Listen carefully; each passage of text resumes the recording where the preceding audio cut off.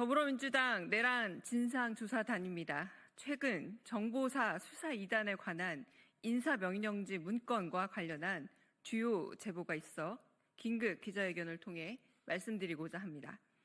검찰은 수사 2단을 발족한 적이 없다는 이유로 미리부터 노상원에 대한 수사를 축소할 의도를 노골적으로 드러냈습니다.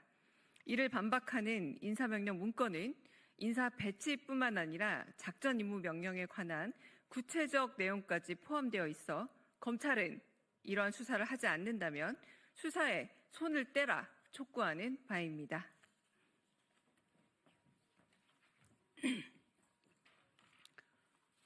인사명령 문건은 공익제보자 보호를 위해 재구성하였음을 미리 말씀드리겠습니다.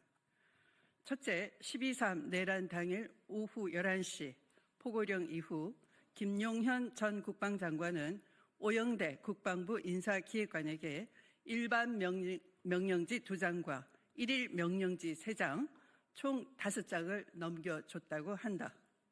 둘째, 일반 명령지 2장에는 몇 시까지 어디로 가고 무엇을 준비하는지 등 작전 임무 명령이 기재되어 있었으며 1일 명령지 3장은 계급, 성명, 현재 소속 등 파견 인사 명령이라고 한다. 셋째, 이 문서는 장군 영관급 부사관 등 통합 인사 명령 형식으로 몇 호 공식 결재, 인사 발령 명령 등은 기재되어 있지 않았다고 한다. 김용현 장관이 오영대 인사기획관에게 전달 확인된 작전 임무 명령 내용은 1. 2024년 12월 3일 화요일 24시까지 93회 수사 2단장은 정보사 100여 단에 위치하여 대기할 것. 2. 2024년 12월 4일 수요일 오전 8시까지 일대 군사경찰 인원은 수방사 현병단으로 집결할 것. 3. 2024년 12월 4일 수요일 오전 8시까지 장비, 승용차 8대, 승합차 석대, 미니버스 석대 수갑 100개는 수방사 현병단으로 집결할 것. 이렇게 요약이 됩니다. 넷째, 정보사 수사 2단의 1대 김상용 대령은 군사경찰 소속 인원 23명으로 중령급 이하 영관, 위관, 부사관으로 구성되어 있으며 김용군 헌병 대령과 근무연 위주로 선발됐다.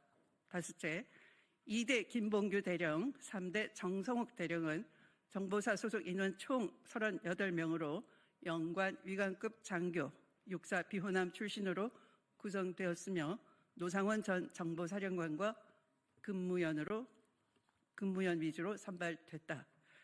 이렇게 제보된 내용을 종합해 본다면 계엄 다음 날인 12월 4일 수요일 오전 8시 수방사 집결 인원은 군사경찰 23명과 버스 등 14대의 이동수단 그리고 체포도구인 수갑 100개를 활용해 수방사 B1 벙커에 가둬놓은 국회의원, 정치인 등을 신길동 등 다른 구금시설로 분산 배치하기 위한 계획이었음이 추론되는 것입니다.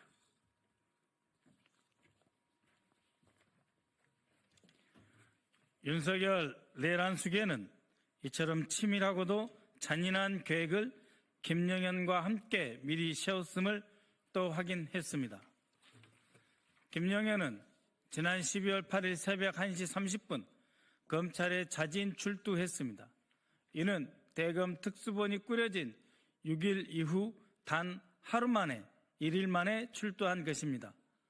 12월 4일 저녁 7시 20분경 박성재 법무장관, 이상민 행자부 장관, 이완규 법제처장, 김지현 민정수석 등과 함께 안가 모임을 가졌는데 이들이 단순 연말 모임이었다고 주장하나 당시 모임에서 어떤 임무를 받았는지 철저하게 조사되어야 할 것입니다. 또한 경찰이 6일 김영현 전 장관에 대한 압수수색 등 영장 신청하자 12월 6일 밤 심우정 검찰총장, 김선호 국방차관에게 전화해 장관이 연락이 안 된다며 연락하게 해달라 했고 김선호 차관은 김영현 측근에게 연락해서 접촉하게 해줬다는 국방부 내부 제보도 있습니다. 도욱이 여인영 방첩사령관과 정성우 방첩사 1처장은 4명의 팀장에게 검찰과 국정원이 올 거다 지원하라고 지시했고, 명령을 받은 4명의 팀장은 검찰을 도우라는 지시를 받았다고 시인했다 합니다. 그럼에도 검찰은 이 일을 부인하는 정성우의 진술을 근거로 내세우며 12.3 계엄에 관한 검찰 관련성을 부인하기 급급합니다. 계엄에 실패하자 박성재 법무부 장관은 안가해동을 하고 심우정 검찰총장은 수사권도 없는 내란의 중심인 김용현을 확보하기 위해 직접 뛰었으며, 검찰이 지원하러 온다는 제3회 징언 또한 확보되고 있습니다. 검찰은 김용현으로부터 어떠한 진술 조서도 받아내지 못하고 있습니다.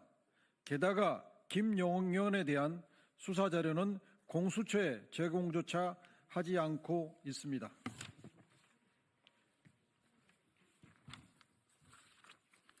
이러한 상황에서 김용현은 변호인을 통해 계엄이 정당했고 부정선거가 마치 있었다는 듯한 안하부인격 회견까지 열었습니다.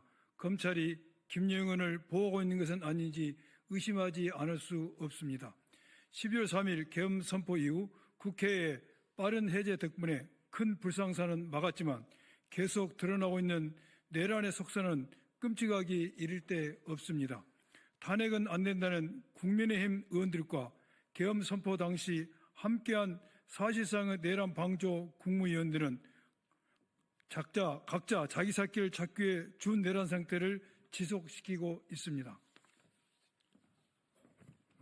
내란 진상조사단은 더 이상 내란 상태를 지켜보고만 있을 수 없습니다. 내란 수괴와 그 공범들의 방패가 되고 있는 검찰은 내란 수사에서 손을 떼고 김용현 등 주요 내란 수괴들을 공수처로 이첩해야 할 것입니다.